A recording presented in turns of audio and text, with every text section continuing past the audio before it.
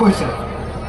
কিন্তু আজি সেই অসমীয়া মহিলা আমি কি কৰিবলগীয়া পৰিস্থিতি হৈছে, আমি সেই ধৰণৰ উৎপাদনমূলক কামত যোৱাৰ পৰিৱৰ্তে আমি এতিয়া নিৰ্ভৰ কৰিবলগীয়া হৈছে 1250 টকাৰ অৰুণোদয় আঁচনি অথবা লাখটকীয়া বাইদেউৰ কাৰণে 10,000 টকাৰ আঁচনি, তেনেকুৱা ধৰণৰ কামতে আমি বেছিকৈ এতিয়া সময় কটাই আমি আমাৰ উৎপাদনমূলক কাম কাজত আমাৰ গুৰুত্বটো হ্ৰাস কৰি দিছোঁ। সেইকাৰণে মই বাৰম্বাৰ এটা কথাই সকলো ঠাইতে এটা কথাই কওঁ যে 4টা কাম কৰিব নোৱাৰিলে অসমীয়া জাতি কোনো পধ্যে নাবাচে। 1 নম্বৰ, অসমীয়া জাতিয়ে খেতিটো 12 মাহে কৰাৰ ব্যৱস্থা কৰিব লাগিব।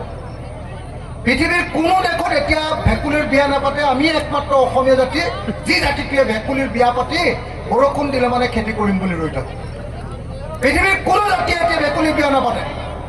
যি সময়ত আমি স্বৰ্গ বুলি কোৱা স্পেচ, এই স্পেচত গৈ এগৰাকী মহিলাই 8 দিনৰ কাৰণে গৈ 1 বছৰ থাকিছে, সেই সময়ত আমি অসমীয়া মানুহে এতিয়া ভেকুলীৰ বিয়া পাতি আছোঁ বৰষুণ দিবৰ কাৰণে, খেতি বৰষুণ দিলেহে আমি খেতি কৰিম এইটোৰ ওপৰত। সেইকাৰণে মই ভাবোঁ যে আমি বিহুৰ সময়ত ল'বলগীয়া 4টা সংকল্প। 1, যে প্ৰত্যেকডৰা পথাৰত বছৰৰ সকলো সময়তে খেতি, তাৰ কাৰণে পথাৰত পানী যোগান নম্বৰ 1।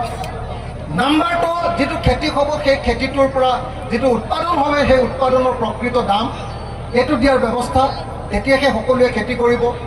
নম্বৰ 3, অসমৰ প্ৰত্যেকজন ডেকা ল'ৰা আৰু প্ৰত্যেকগৰাকী গাভৰু মানুহ কাম কৰিব পৰা মানুহক যাতে কৰ্মসংস্থাপন দিব পাৰোঁ, তাৰ কাৰণে গাঁৱে গাঁৱে সৰু সৰু ইণ্ডাষ্ট্ৰি খোলা, যাতে কোনো ল'ৰাই গৈ অকল মানে ঘৰলৈ 5,000 টকা পঠিয়াবৰ কাৰণে যাতে চেন্নাই বা কৰ্ণাটকত যাব নালাগে বা কেৰেলালৈ যাব নালাগে। আমাৰ গাঁৱতে যাতে ইণ্ডাষ্ট্ৰি সৰু সৰু ইণ্ডাষ্ট্ৰি হয় আৰু চবেই যাতে গাঁৱৰ প্ৰত্যেক ঘৰ মানুহে যাতে তাত কাম কৰিবলৈ সুযোগ পায়, এইটো ক্ষুদ্ৰ উদ্যোগ 3 নম্বৰ। আৰু 4 নম্বৰ কামটো হ'ল যে অসমৰ বজাৰখন আমাৰ হাতলৈ আনিব লাগে। আজিৰ দিনটোত মই এই যিটো পাঞ্জাবী পিন্ধি আহিছোঁ এইটো মই আমাজনক আনিছোঁ। আমাজন কোম্পানীৰ মালিকজন আমেৰিকাৰ আটাইতকৈ ধনী মানুহজন। আমি কিনা প্ৰত্যেকটো বস্তু এতিয়া অনলাইনত কিনো আৰু তাৰ পইচাটো পায় আমেৰিকা আৰু চীনৰ মানুহে।